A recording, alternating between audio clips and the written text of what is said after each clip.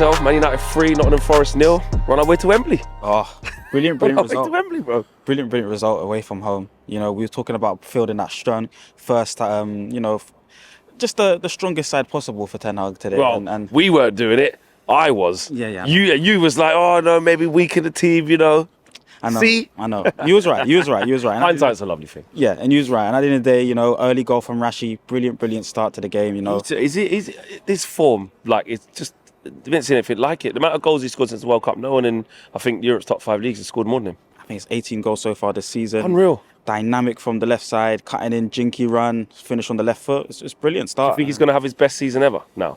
This 18 goals already. I mean, coming back off last season, for him to come and reach this level, Ten Hag's worked wonders, and I think he's continued to do fantastic things. So, brilliant for him. And then obviously the first half kind of just fizzled out a little bit, but then we built into it, got the second goal, and I think that gave us the confidence for the second half. Very course with his first goal for Manchester United, opens his account as well. Yeah. Brilliant for him. Third game in, you know, a little bit shaky for Crystal Palace and what was the second game? Arsenal. Yeah. But this one was good. Yeah. Was this the type of game that he needs? And is this what he needs? Just keep playing him, keep giving him a chance to get used to the team. And whilst a lot of the team needs a lot of rest, he's probably one who can kind of just keep playing, innit, really? As much as he needs to. As much as he needs to. I mean, in the first half, Casemiro lost the ball, deliberated on the ball, lost it. Bruno lost it at times. Eriksen was dictating play very well at the beginning stages, but then lost it a few times. So difficult for him to kind of build into the game if the midfielders are not connecting him in. But he was holding it well, you know, set off as per normal.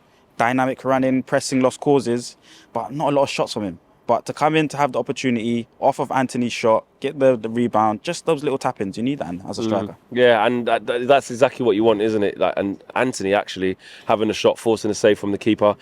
I said sort of earlier on that there was still some murmurs from Anthony where you're still saying, can he do a little bit more? Can he up it? Like, I mean, he curled one just wide, well, not just wide, kind of way wide. The goal that Weghorst scores comes from him taking the shot. But just in general, how did you rate his performance today? And he's just not being aggressive on the football. 1v1, be aggressive on the football. Opportunity there just to shift on shoot on your right.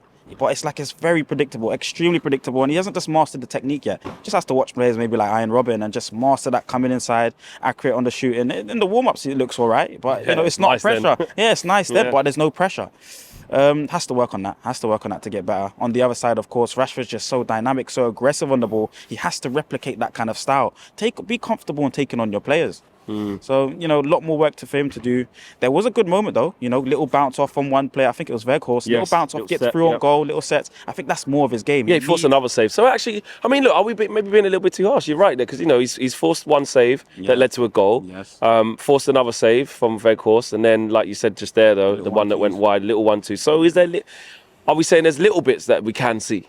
Listen, we're used to Valencia shifting cross. We're used to Ryan Giggs beating players for fun, dynamic, aggressive on the football. He's just not that, I think. And we're maybe going into a new phase of a winger. I think Amad Diallo is somebody that you can look at that's a bit more aggressive on it, but that he's very young and hasn't.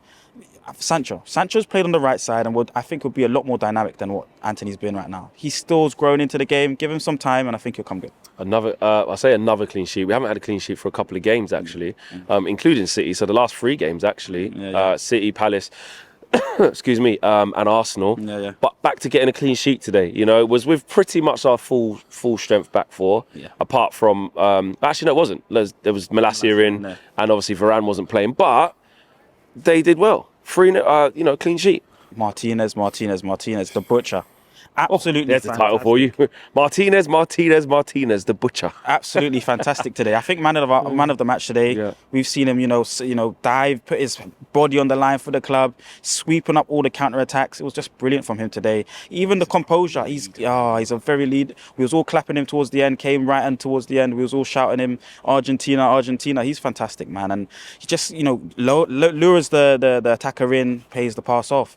Happy to drive with the ball, creating little triangles, going into the midfield line or into those half gaps between the defensive line and the midfield line, just to add a little body in there and trusting players to play into him. It's just fantastic. With him, when you look at him, it's like he has a little bit of everything, isn't it? Especially in games where he's going to be quite comfortable. Like, okay, in the higher profile games, he'll do maybe one job or a couple. But in games like this, you can kind of see the best of him where he's got a little bit of covering where he's going to help out Malacia.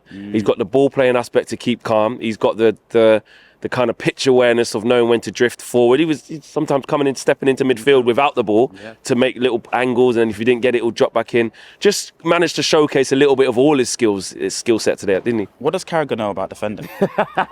What does Carragher know about defending? You're lucky he's not up there. That's BBC up there. They're all right. They're all right. Yeah. What does he know about defending? Because this man's taken it to a different level, creating really good triangles and passing lanes, and it's just fantastic display of defending. Doesn't matter who you put next to him, he knows his job very well, and he's encouraging other players, dynamic, strong, passionate about the team, and you could see it towards the end of the game today. So fantastic. Wan-Bissaka again. You were saying it when we was in the way end, and you were like, Flex, this guy, he's just different now. Yeah. Fantastic. Flicks and tricks as well at times. Maybe, he had an important moment in the game where the ball was coming in from the cross. Everyone was getting around him, supporting him for that, because that's maybe his little weakness there. The ball over the top, and then Nketiah back post. So, headed it clear. A big moment for us around the 83rd, 84th minute. But he's been fantastic. Good tackles today, good passing. The ball coming into him, has to deal with the touch, and the touch has looked improvement. I think it's just confidence. Ten Hag's bringing in confidence to these kind of players, and he's playing brilliantly today. And lastly, how do you feel the players will feel, and Ten Hag, and how important it is now that we can say, I know barring, they'll talk about the flex judge, but come on guys, we're 3-0 up. Come on, let us say we're at Wembley. But let's unofficially say we're at Wembley, but we know we are. How big is that for this squad? Probably going to play Newcastle. They're 1-0 up against Southampton. You never know. There's been bigger shots that have happened before, but it probably will be Newcastle. Well, how do you feel about the prospects of that, and how big is it for this squad in Erik ten Hag's first season? Bringing a trophy in the first season uplifts and the belief of the players. Now they believe that they understand what Ten Hag's trying to bring, and they can give confidence from this. I think the second half, obviously, we brought a few players in. Garnacho maybe did struggle to get into it. Pellistri done well. I think he done really well coming into it, but I don't know what this means. This is good news for us, I think. Second leg now, you can maybe rest a few players.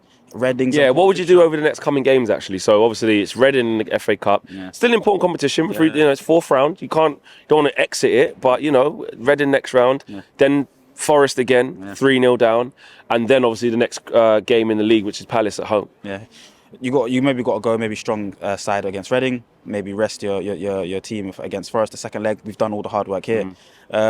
Leeds come in big games as well, so maybe stronger side for Reading, rest against Forest, and then build into it from there. I think lots of fixtures coming up. You said 10 in 32 days or so. Now 9 now, yeah. So a lot more football to play this season. Lastly, did you say you're man of the match with Martinez? Yeah, Martinez man of the match. He has to be the man of the match. Butcher. The butcher.